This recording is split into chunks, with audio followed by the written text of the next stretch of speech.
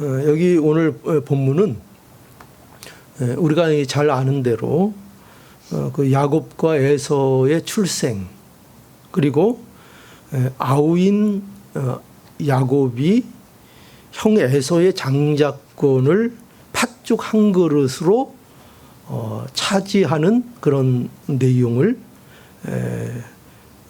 싣고 있습니다. 이 본문의 내용은 단순히 형제 간의 어떤 출생의 문제 또는 집안의 장자권, 그것을 가지고 다투는 이런 문제를 보여주려는 것이 아니고, 이 말씀은 하나님이 우리에게 주시는 축복, 그 축복의 근거,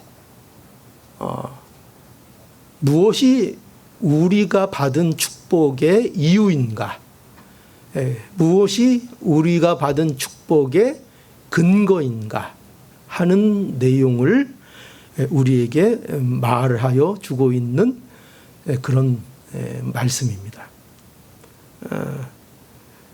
그 복이 뭔가 하면, 어린 자인 우리를 하나님의 약속의 자녀가 되게 하는 것입니다. 또 다른 표현으로 얘기하면 나중된 자가 먼저 된 자가 되게 하시는 역사입니다. 그게 우리가 받은 복입니다. 우리는 다 어린 아이 같은 자들입니다. 우리는 다 연약하고, 우리는 다 고아와 같고, 우리는 다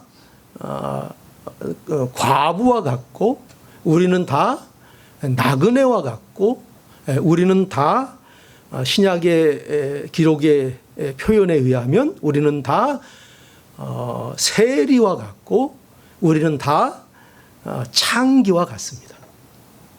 이게 우리들의 모습입니다. 그런데 이러한 자들을, 이런 어린 자들을 세상에서 대접받지 못하고 멸시받는 자들을 하나님께서 부르셔서 하나님의 나라의 상속자가 되게 하셨다를 이 오늘 본문 말씀이 우리에게 보여주고 있는 겁니다. 그 얘기를 우리에게 보여줍니다. 그래서 오늘 이 본문은 이러한 그 축복, 그러니까 성도들이 받은 축복, 우리가 받은 축복이죠. 하나님이 주시는 축복이 우리의 어떤 조건, 또 우리의 어떤 자격의 근거가 되어서 우리에게 주어진 것들이 아니고, 하나님이 우리를 선택하셔서 우리를 정하심으로 인하여 우리가 받게 되는, 우리가 소유하게 되는 복들이라고 말씀하고 있는 겁니다. 그게 복이다. 진짜 복이 뭐냐? 하나님이 우리에게 주시는 복인데, 그 복은 너희가 만들어내거나 너희의 재주로 너희가 만드는 것들이 아니라 하나님이 너희를 택하시고 하나님이 일하시고 하나님이 계획하셔서 너희에게 주는, 그게 진짜 복이다. 그 복을 우리에게 주셨다. 그 복이 우리에게 이루어진다. 그 복이 우리를 기다리고 있고 우리가 누리고 있고, 앞으로 그 복을 위하여 우리는 더욱더 전진하며 살아가고 있다. 그것이 무슨 약속이에요? 큰 자가 작은 자를 섬기게 되리라. 큰 자가 어린 자를 섬기게 된다 하는 것입니다. 그러니까 보세요. 야곱이 에서에게 장자권을 뭐를 주고 샀어요? 팥죽 한 그릇. 그죠? 팥죽 한 그릇을 가지고 차지합니다. 그러니까 이게 우리에게 도대체 이런 내용이 우리에게 뭘 보여주고자 하는가 하면은, 야곱이 꾀로 이 일을 이루어낸 것이냐? 야곱의 꾀로 그의 복됨이 그에게 온 것이냐? 야곱의 마음이 장자권을 사모하는 마음이 있어서 야곱이 장자의 명분을 받아낸 것이냐 할 때 성경은 오늘 본문은 그게 아니다. 그게 아니다. 그게 아니라 이유는 뭐라? 이유는 뭐라? 마치 우리는 야곱이 꾀가 있어서 야곱이 마치 어떻게 해서든지 내가 이 장자권을 내가 가지고 싶어라는 어떤 야곱이 가진 그의 어떤 영적인 것에 대한 열망 이런 것들이 그의 복의 조건일 것 같은데 그런데 오늘 이 본문은 그렇게 우리에게 이 사건을 보여주는 것이 아니라 야곱이 선택받았기 때문에 야곱이 선택받았기 때문에 이 복을 받는 것이라 이렇게 말씀하고 있습니다. 야곱이 장자의 명분을 사모하고 소원하면서 나갈 수 있었던 것은 그것마저도 만약에 그랬다면 그것마저도 뭐라고요? 이유가 뭐라고요? 야곱이 그럴 만한 자격이나 조건이나 역량을 갖고 있어서가 아니라 야곱이 하나님의 선택을 받았기에 그 사모함도 나왔다. 그 사모함도 나왔다. 이렇게 말하고 있는 것입니다. 그러니까 이처럼 우리가 하나님이 주시는 이 약속들, 이 축복, 이 모든 것들은 우리에게 왜 주어지는가? 그 이유가 뭐냐? 이유가 우리에게 있는 이유가 없고 그 이유가 오직 하나님께 이유가 있다. 이거를 알려는 겁니다. 이걸 알고 살려는 겁니다. 여러분 우리가 받은 복은요. 다 하나님이 우리를 선택하셨기 때문에 그 결과로 나타나는 증상입니다. 이걸 알아야 돼요. 그죠? 감기에 걸리면 감기 바이러스 때문에 열이 나고, 그죠? 기침이 나는 것처럼, 그죠? 기침이 감기가 아닙니다. 그죠? 열이 감기가 아닙니다. 열이 나고 기침이 나는 것은 그가 감기에 걸려서 열이 나고 그리고 기침이 나는 겁니다. 그것처럼 하나님께서 우리에게 복을 주시고 우리가 복됨으로 나아갈 수 있는 것은 우리가 좋은 것을 나름대로 선택하고 그것을 사모하며 나아갈 수 있게 된 것은 그 결과가 우리에게 있는 것이 아니라 하나님이 우리를 선택하셔서 우리를 복된 자가 되게 하신 결과로 우리에게 나오는 증상들이라고 말씀하고 있는 겁니다. 그러니까 여러분 복을 받으셨습니까? 여러분들이 느끼는 기독교적인 복을 갖고 계십니까? 그 복은 전부 다 왜 여러분들이 그 복을 누리느냐? 하나님 때문에. 그 이유가 전혀 우리에게 없다. 하나님이 택하시고 하나님이 나를 불러주시고 구원해 주셔서 그 구원으로 인하여 나에게 나타나는 하나님이 내게 역사하심으로 인하여 나에게 나타나는 증상들, 그 증상, 그게 다 우리에게 복입니다. 다른 게 복이 아닙니다. 그래서 여러분 우리가 그 마태복음에 가면 마태복음 우리 5장에 굉장히 우리 잘 아는, 그죠? 그리고 은혜 받는 말씀 중에 하나가 팔복입니다. 팔복, 그죠? 팔복. 그 팔복이 어떻게 시작되는가 하면은 심령이 가난한 자는 복이 있나니 천국이 저희 것임이라로 팔복이 시작이 됩니다. 그런데 이 팔복의 핵심이 어디 있느냐 하면 이 팔복의 핵심은 그 모든 내용들이 복이 있는 자의 증상으로서의 가치가 있는 것입니다. 복이 있는 자들의 증상. 그러니까 다 이런 거죠. 거기 뭐를 복이라고 팔복에서 우리에게 가르쳐줘요? 첫 번째 심령이 가난한 것, 그죠? 기억하시죠? 그 다음에 또 뭐예요? 여러분 한번 대답해 보세요. 너무 유명하잖아요. 그 다음에 뭐가 복이라 그래요?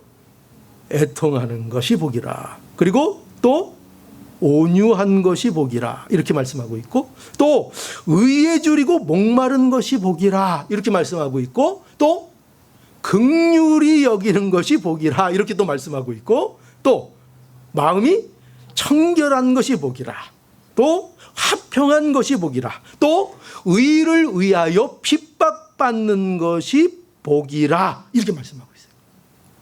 그죠? 여러분들이 생각하는 복과 많이 일치해요? 많이 일치 안 해서 당황스럽죠? 근데 성경은 이런 것들을 복이라고 예수 그리스도가 가르쳐 주고 있어요. 그런데 이런 모든 복은 다 무엇인가 하면 이 모든 것이 바로 복이 있는 자들에게 나오는 증상이라는 거예요. 그러니까 저 사람이 하나님을 아는 것이 무엇으로 그의 삶 속에서 반드시 나타나는가? 천국의 백성의 성격이 무엇인가? 그가 하나님을 아는 것으로 인하여 그 하나님 안다는 것 때문에 그에게 나타나는 증상들이 뭐냐 할 때 그게 심령이 가난하고 애통하고 그리고 긍휼히 여기고 온유하고 의에 줄이고 목마르고 의를 위하여 핍박을 받고 화평을 구하고 하는 증상들이 그에게 나타나는 겁니다. 그러니까 이런 모든 것들은 복을 받는 그 조건이 아니라, 그죠? 심령이 가난하면 그 심령의 가난함이 한 것이 내가 어떤 복을 받는 조건으로 등장하는 것이 아니라 그 심령이 가난한 그것이 바로 복이 있는 증거로서 우리에게 소개되고 있다는 것입니다. 그렇죠? 그래서 우리가 이걸 알아야 합니다. 하나님이 복을 주시기로 선택한 자들에게 나타나는 복이 바로 이와 같은 것들입니다. 그러니까 보세요. 야곱이 등장하는 이유도 보세요. 야곱이 여기 등장을 하는데요. 야곱은 어떤 자로 등장을 하죠? 하나님의 약속을 받고 그 약속을 하나님이 이루시는 일을 그에게 이루시는 자로, 그죠?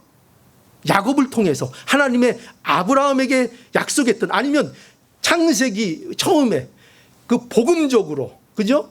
하나님께서 아담과 하와가 타락했을 때 그들을 통하여 약속했던 그 메시아, 그 약속을 이루는, 구원의 약속을 이루는 그 모든 일의 과정 중에 거기 누가 부름을 받는 것, 누가 부르심을 받는 것입니까? 처음에 아브라함이 부름을 받았고 그 위에 이삭, 그리고 그 다음에 야곱이 이제 등장을 합니다. 그죠? 야곱이. 그런데 보세요. 그런데 이 야곱의 축복이, 야곱이 받는 이 복이 어디에서 시작이 됩니까? 어디에서 시작되죠? 야곱의 꾀나 야곱의 저주로부터 이러한, 저주래요. 제주. 그죠? 저주다는 거죠. 제주로부터 나온 것이 아니라, 그것을 성경이 어떻게 우리에게 보여주고 있는가 하면은 그 시작이 뭐라? 시작이 하나님이죠. 그런데 그걸 어떻게 여기 표현하고 있는가 하면 불임이라. 불임. 리브가의 불임. 그죠? 여러분 21절을 한번 보세요. 21절에 여기 어떻게 이 사건이 전개되는가? 21절. 이삭이 그 아내가 잉태하지 못함으로 그를 위하여 여호와께 간구하매 여호와께도 그 간구를 들으셨으므로 그 아내 리브가가 잉태였더니 라고 되어 있죠. 그죠? 여기 보면 야곱의 이야기도 놀라운 게 뭐냐? 우리가 보게 되는 게 뭐냐면 어디에서 시작되는가 하면 불임이라는 주제에서 시작을 합니다. 불임. 그죠? 불임. 불임이라는 것은 아이를 갖지 못하는 겁니다. 생명을 잉태하지 못하는 겁니다. 그렇죠? 그런데 이 야곱의 축복의 시작점이 어디냐? 불임입니다. 불임. 그리고 거기에 뭐가 더 더해지는가? 기도가 더해집니다. 기도로 시작합니다. 불임과 기도로 시작된다는 것을 보여주고 있습니다. 여러분, 왜 여기 불임과 기도가 등장을 할까요? 왜 이것이 등장하는가? 성경에 보면은요, 성경에는 말씀 중에 이러한 하나님의 역사가 계속 불임의 이야기로 가득 차 있다는 걸 여러분이 아십니까? 다 불임의 이야기로 시작을 합니다. 번성의 약속을 받은 아브라함과 그 아내 사라가 무엇으로부터 시작이 됩니까? 하나님은 그들에게 뭘 약속하셨어요? 번성을 약속하셨어요. 후손의 번영을 약속하셨는데 그 약속을 받은 정작 당사자들은 불임입니다. 그죠? 또 그뿐일까요? 공교롭게도 이삭의 아내 리브가도 지금 불임입니다. 여기 오늘 본문에 그렇게 나와 있죠. 이삭이 그 아내가 잉태하지 못함으로 이렇게 되어 있습니다. 불임의 상태에 놓여 있습니다. 야곱의 아내는 어떨까요? 라헬도 불임이었습니다. 그리고 여러분 사무엘도 한나의 불임에서부터 하나님의 기도를 통해서 사무엘을 얻게 되었습니다. 여러분, 도대체 왜 이렇게 성경에서는 이렇게 불임이 계속 등장을 할까요? 왜 하나님은 일을 하시는데 이렇게 일을 진행시키시죠? 왜 이렇게 하실까요? 성경이 말하고 싶은 건 뭘까요? 하나님이 이렇게 사건들을 진행시키고 일하셔서 하나님이 우리에게 전하시고 싶은 말씀은 뭘까요? 하나님의 축복은 인간의 조건에 달려있지 않다. 메시지가 그겁니다. 그죠? 왜 하나님은 그토록 불임의 사건들을 계속 만나게 하시는가? 봐라. 인생의 위기입니다. 특히 구약시대 때는 자녀를 못 갖는다는 것은 굉장한 인생의 위기를 만난 것입니다. 그런데 그들이 그러한 인생의 위기 속에서 그들이 번영을 가져오고 그들이 복을 얻게 되고 하나님의 약속이 그들을 통해서 이루어져 나간다는 것을 보여주고 있습니다. 그래서 우리에게 뭘 가르쳐 주세요? 봐라 이거예요. 하나님의 복이 어디 인간의 조건에 따라 하나님의 복이 결정되느냐? 내가 그렇게 일하느냐? 그렇지 않다는 겁니다. 아무리 내게 위기가 와고 세상이 볼 때는 아무것도 이룰 수 없는 그런 처지가 나의 현실이고 처지가 되더라도 내가 원하면 너는 그것을 이룰 수 있다. 내가 원하면 너는 내 주는 모든 약속과 축복을 받아 누린다. 왜냐하면 그 모든 복의 근거는 하나님이 되시기 때문이다. 이렇게 말씀하고 있는 것입니다. 여러분, 이것이 하나님이 일하시는 방식이에요. 하나님은요, 어떤 분이에요? 없는 데서 어떻게 해요? 있게 하시는 분이죠. 그렇죠? 하나님은 어떤 분이에요? 황무지에서 생명이 넘치도록 하시는 분이죠. 하나님은요, 죽음을 생명으로 바꾸시는 분입니다. 하나님은 오히려 인간의 약함과 인간이 가진 위기 속에서 하나님의 약속과 축복을 만들어 내시는 분입니다. 이게 하나님이시고 우리가 그 하나님을 믿고 있는 거예요. 여러분, 기도가 등장하는 것도 마찬가지죠. 기도. 여기 보면 기도했다. 본문에 보면 그를 위하여. 이 그를 이렇게 꼭 남자처럼 번역이 되어 있는데 그녀입니다. 그녀는 누구예요? 리브가. 그렇죠?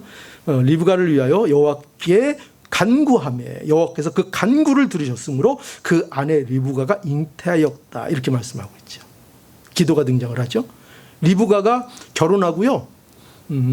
지금 한 20년이 지났어요. 그런데 그 20년 동안에 아이를 갖지 못한 겁니다. 그러면 그 20년 동안에 이삭이나 리브가가 기도했을까요? 안 했을까요? 기도했겠죠. 그죠? 늘 기도했을 겁니다. 하나님 앞에. 많은 기도를 했을 겁니다. 그런데 이삭이 리브가를 위해서 기도함에 여호와께서 들으셨다라는 것을 굳이 왜 여기 밝힐까요? 늘 지금만 특별히 기도한 거예요? 지금만 특별히 기도를 이삭과 리브가가 안 하고 있다가 갑자기 어느 날 생각이 나서 이삭이 기도했더니 하나님이 들어주셨다. 그거예요? 아니요. 기도는 계속 있었어요. 그렇죠? 기도는 계속 있었는데, 그런데 기도하니 하나님께서 들으시고 잉태하게 되었다. 왜 이렇게 서술하고 왜 이렇게 기록하고 있을까요? 왜 이 말씀을 주실까요? 봐라, 이 출생은 뭐라는 거예요? 하나님의 선물 아니냐. 그죠? 기도로 기도하여 얻었다는 게 뭐예요? 기도하여 얻었다는 것은 내가 만들어낼 수 없어서 하나님이 선물로 주셔야만 했던 것입니다. 그거를 받은 겁니다. 그러니까 기도하여 얻었다는 것은 하나님이 내가 만들어낸 자식이 아니라 하나님이 약속대로 이루셔서 나에게 선물로 준 하나님의 은총의 자녀라는 것을 고백하고 있는 겁니다. 그래서 기도함에 리브가가 잉태하게 되었다. 이렇게 강조하고 있는 겁니다. 자, 이처럼 하나님이 주시는 모든 축복은요, 우리의 어떤 조건이나 자격이나 이것을 근거해서 주시는 것이 아니라 하나님께 그 근거가 있다는 사실을 우리에게 분명하게 보여주고 있습니다. 그런데요, 이러한 사실을요, 이렇게만 그치는 것이 아니라 우리에게 더 확실하게 보여줍니다. 더 확실하게. 자, 어디에 그게 되어 있는가 하면 23절인데요. 자, 22절부터 한번 보죠. 22절부터 여기 보면 아이들이 그의 리브가의 태 속에서 서로 싸우는지라 이렇게 되어 있어요. 서로 싸웠다. 그리고 23절 보면 여호와께서 그에게 이르시되 두 국민이 내 태중에 있구나.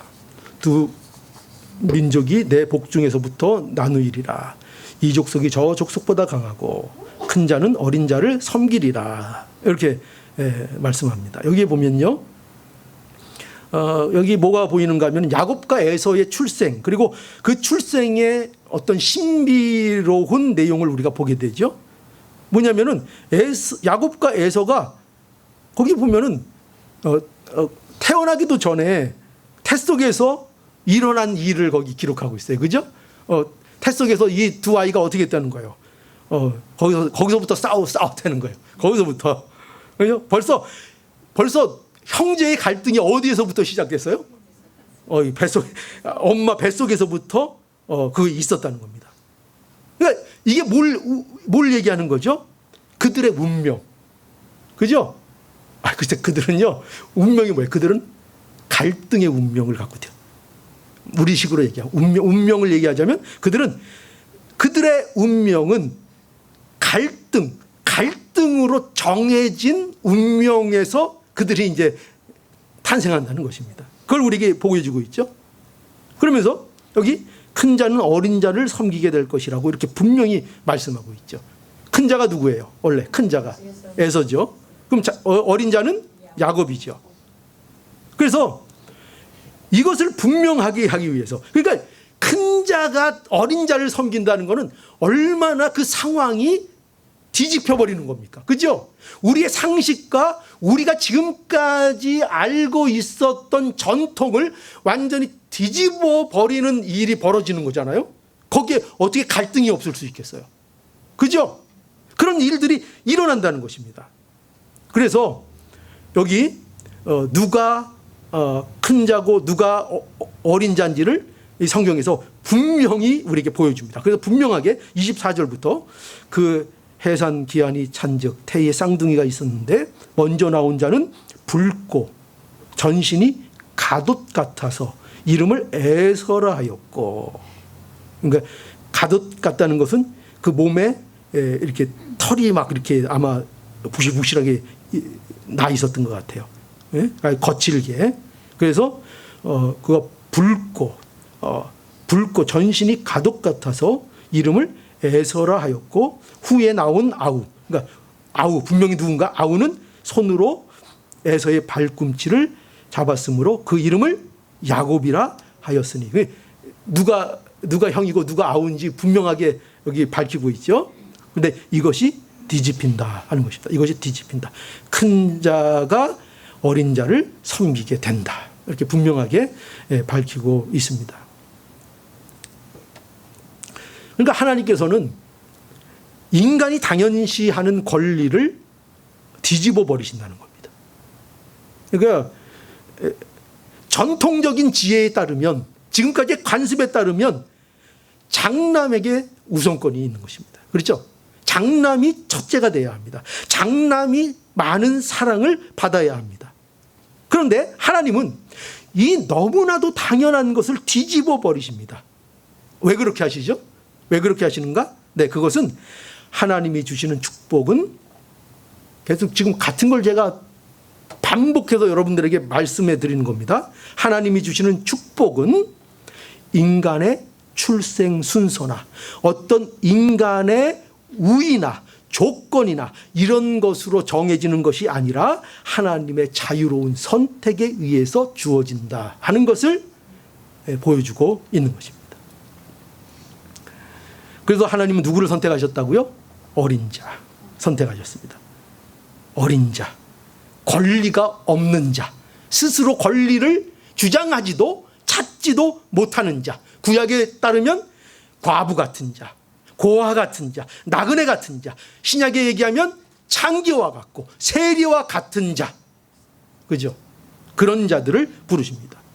그래서 고린도전서 1장 27절로 29절에 보니까요, 그러나 하나님께서 세상에 미련한 것들을 택하사 지혜 있는 것들을 부끄럽게 하려 하시고, 세상에 약한 것들을 택하사 강한 것들을 부끄럽게 하려 하시며, 하나님께서 세상에 천한 것들과 멸시받는 것들과 없는 것들을 택하사 있는 것들을 패하려 하시나니, 이는 아무 육체라도 하나님 앞에서 뭐하지 못하게 한다고요? 자랑치 못하게 하려 하심이니라. 그 누구도 인간의 의로 하나님 앞에 나가지 못하게 하시는 것입니다. 그런데 여기 보면은요, 또 하나의 우리가 국면을 만나게 되는데, 그것은 이런 거예요. 지금 야곱이 어떻게 그런 복을 가질 수 있었는가 할 때 그 원인이 뭐였다고요? 그에게 조건이 있는 것이 아니라 누구에게 있었다고요? 하나님께 있었다. 그래서 누가 뭐래도 야곱은 이제 약속을 받은 자요, 하나님의 축복의 사람입니다. 그렇죠? 그런데 근데 축복을 받았다고 해서 그의 삶이 실패가 없는 것인가? 그렇지 않다는 거죠. 그가 이 축복을 받은 자라고 해서 그래서 그에게는 이제 결코 넘어짐이 없는 것인가? 그렇지 않다는 거죠. 살면서 여전히 실패도 경험하고 넘어지기도 하고 실족하기도 하고, 그의 연약함이 언제든지 그의 현실로 따라다닌다는 것입니다.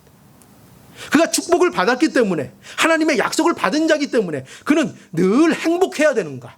여러분 어떻게 생각하세요? 여러분들은 예수 그리스도를 믿는 자녀이기 때문에, 천국의 백성으로 약속을 받은 자들이기 때문에 지금 여러분들은 늘 행복해야 할까요? 아닙니다. 여기에 속으면 안 됩니다. 우리의 삶이, 내가 믿는 자이기 때문에 내 삶이 늘 행복해야 된다고 생각하면 여러분들은 신앙적인 함정에 빠진 것입니다. 그렇지 않습니다. 우리는 축복을 받았지만, 야곱처럼 그 축복을 받았지만 그의 현실은 여전히, 아니 오히려 그 축복으로 인하여, 그 하나님이 정하신 일로 인하여 그의 삶 속에 이제 전개되고 앞으로 일어날 일들은 뭐로 표현되고 있습니까? 갈등입니다. 싸움입니다. 그것이 계속해서 우리의 삶 속에 현실로 드러난다는 것입니다. 왜냐하면 하나님의 복을 받은 자들은 그 복을 받음과 동시에 영적인 싸움이 일어나는 존재로 바뀌었기 때문입니다. 그래서 성도는 그가 받은 복으로 인하여 세상의 현실 속에서 많은 갈등, 어려움들, 고난을 만나게 됩니다. 그래서 22절에 우리 아까 그렇게 예절됐다 그랬죠. 22절에 아이들이 벌써 그의 태 속에서 서로 싸우니라. 23절에 큰 자는 어린 자를 섬기리라. 갈등의 요소가 담겨져 있는 것입니다. 여러분 그리고 보세요. 여기 아주 재밌는 거 보세요. 27절, 28절 한번 보실래요?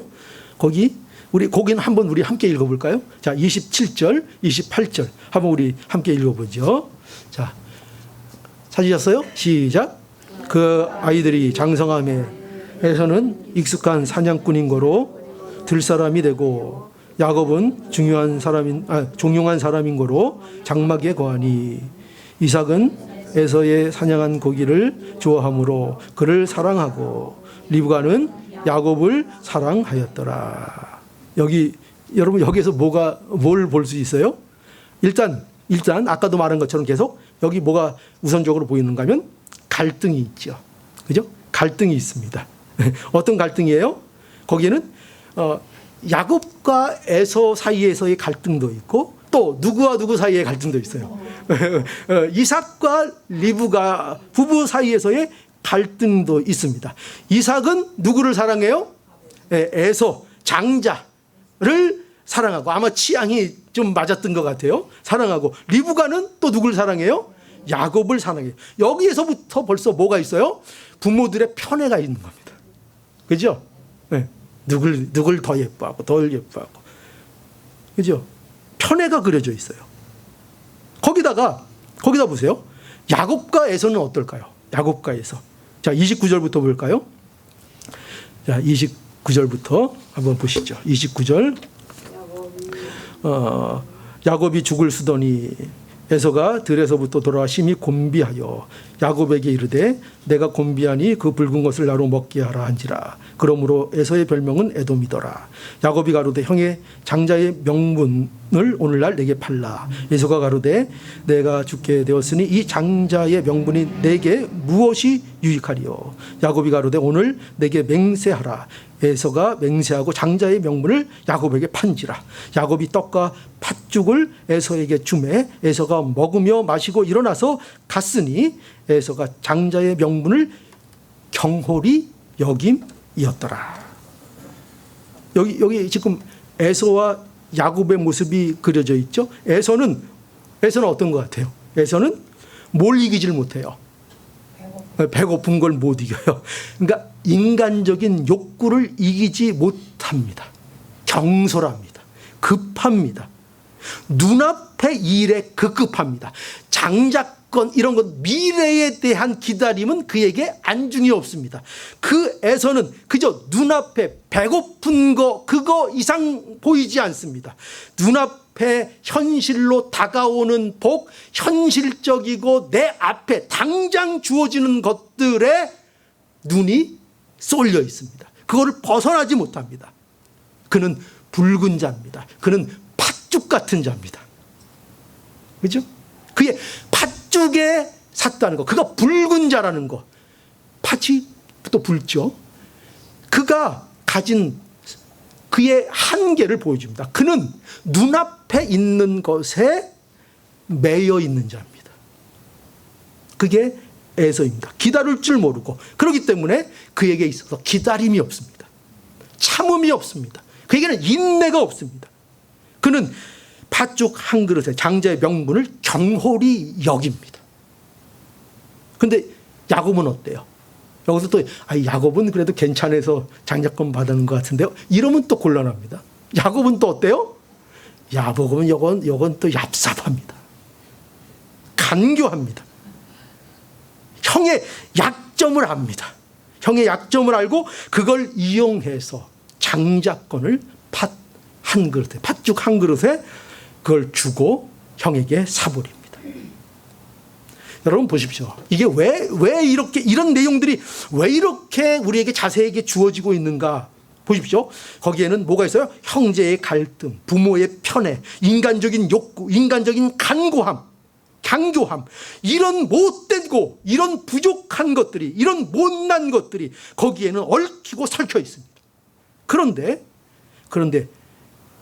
이런 것을 통하여 보십시오. 이게 우리의 현실인데 이것을 통해서 하나님께서 뭐를 이루십니까? 하나님이 하나님의 약속을 이루십니다. 어디에서 이루신다고요? 사람들의 정직함, 편에 없는 참 좋은 부모, 뭐 인간적인 욕구도 없고 아주 인내도 있고 또 뭐 간교함도 없고 이런 곳에서만 하나님이 일하신다고요? 그럴 때만 하나님의 약속이 이루어진다고요? 아니요. 정반대에 정말 하나님의 약속이 이와 같은 상황 속에서 어떻게 이루어질까 생각이 드는 모든 환경 속에서도 하나님의 약속은 기어코 이루어지고 하나님은 그 목적을 반드시 이뤄내신다 하는 것입니다.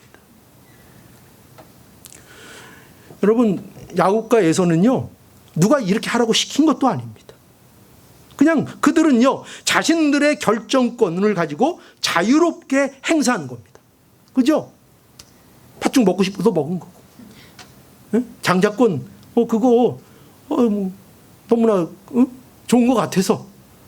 그죠? 그 왠지 장자권, 그거 꼭 나에게 필요한 것 같아서. 야, 그 마음 누가 주셨다고요? 에서는 왜 그렇게 됐다고요? 그 근본적인 차이가 어디에 있다고요? 여러분 보세요. 그들이 누가 잘났나, 누가 못났나가 비교 가능해요? 비교 가능해요? 그래도 야곱이 조금 더 나아서 이렇게 하나님의 복이 그를 통해서 이루어지는구나. 그런 생각이 드세요? 아니에요. 오히려 인간적인 면에서는요, 에서가 훨씬 그 시대에 뛰어난 자요. 탁월한 사냥꾼이에요. 탁월한 사냥꾼. 대접받는 자였어요. 그는. 용사였어요. 야곱은 뭐였다고요?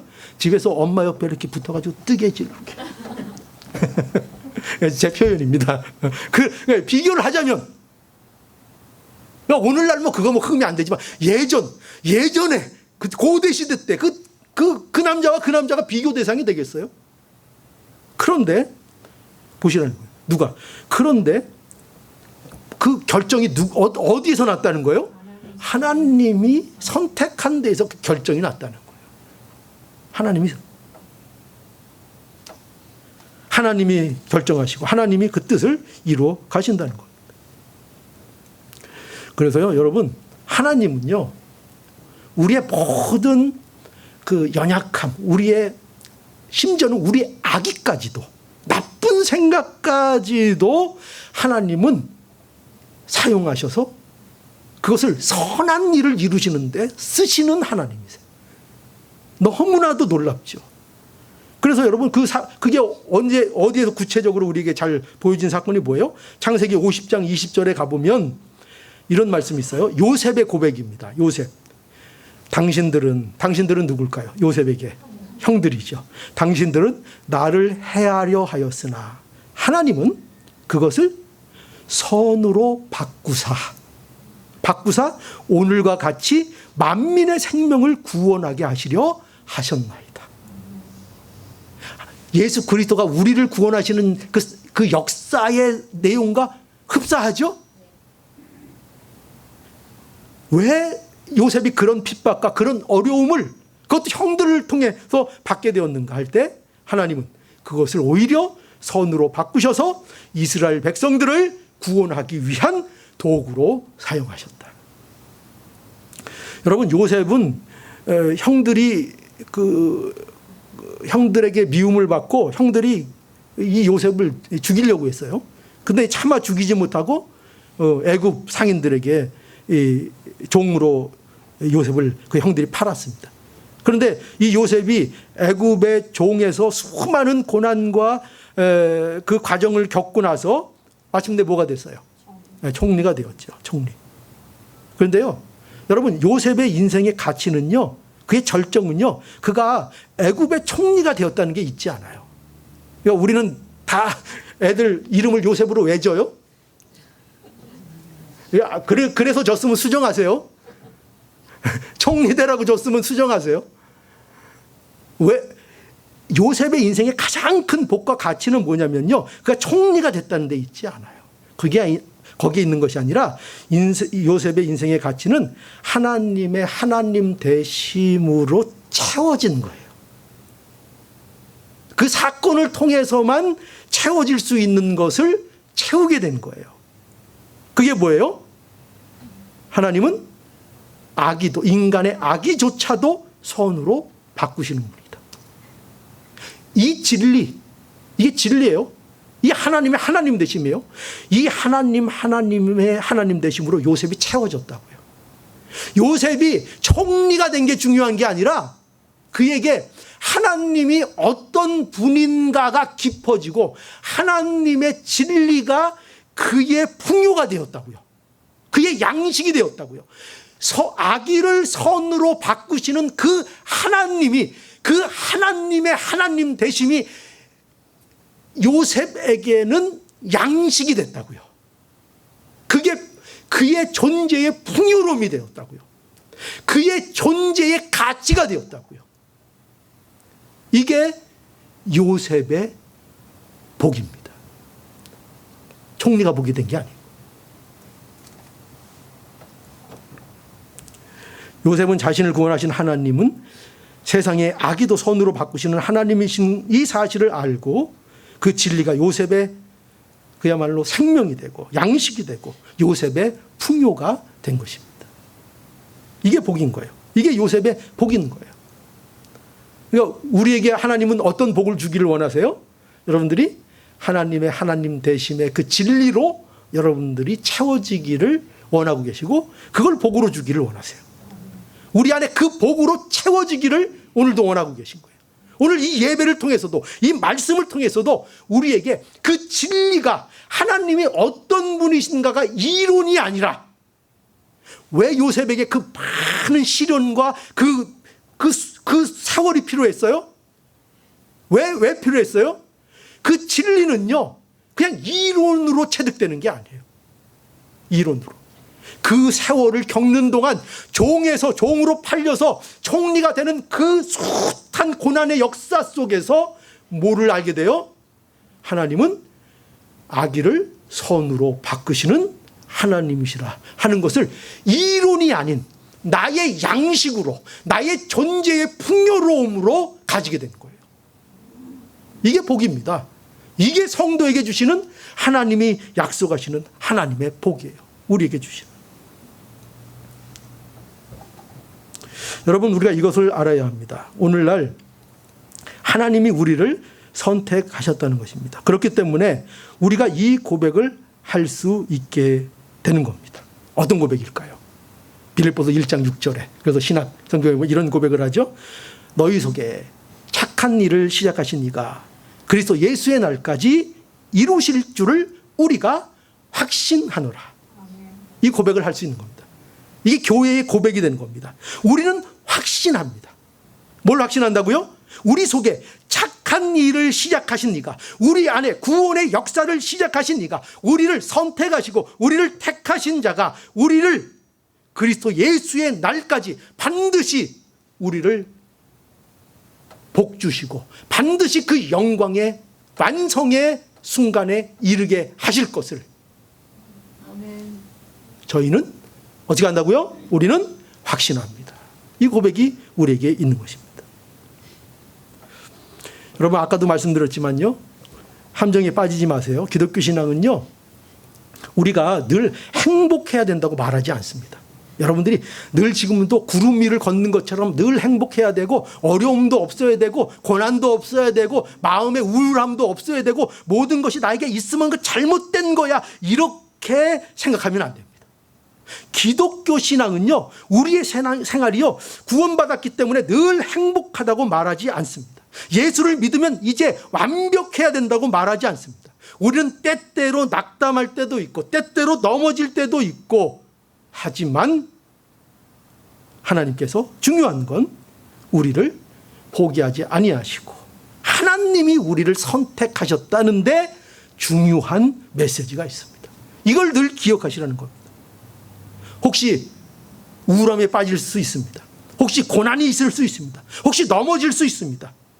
마음에 너무 슬픈 일이 있을 수 있습니다. 그러나 그렇게 된다고 해도 우리가 과연 하나님의 아들인가를 의심하지 말고, 그걸 의심하지 말고 뭐를 생각하라고요? 하나님이 나를 정하셨다. 나는 하나님의 약속, 나와 같은 어린 자를 하나님이 복 주신다고 분명히 약속하시며 어린 자인 나를 하나님께서 부르셨다 하는 것을 믿으라는 것입니다. 여러분 생각해 보세요. 우리가 부족함을 많이 느끼죠? 여러분 부족함 많이 느끼세요? 안 느끼세요? 느끼죠? 그러면 그게 좋은 겁니다. 대단한 겁니다. 그죠? 여러분 신앙이 깊어질수록요 뭐가 보일까요? 여러분들이 한번 체크해 보세요. 신앙이 깊어지면 깊어질수록 여러분들이 뭘 알게 될까요? 나의 연약함. 나의 연약함을 더욱더 선명하게 보게 됩니다. 그죠? 신앙이 얕을수록 어떻게 돼요? 신앙이 얕을수록 나의 연약함을 보지 못하고 내 잘한 것만 잘 보이고 그 잘한 것 때문에 남들한테 뭘 합니까? 큰 소리를 칩니다. 그래서 신앙이 얕을수록 교회에서 뭐가 큽니까?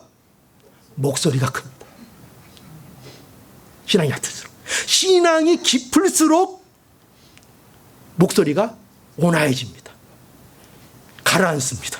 저처럼. 예. 잘 안 되네요. 신앙이 깊을수록. 왜요? 내가 누군지를 아니까. 내가 누구였던 게 점점점 선명해지니까. 그래서 함부로 소리치지 않습니다. 함부로 남을 정죄하지 않습니다. 신앙이 깊어질수록.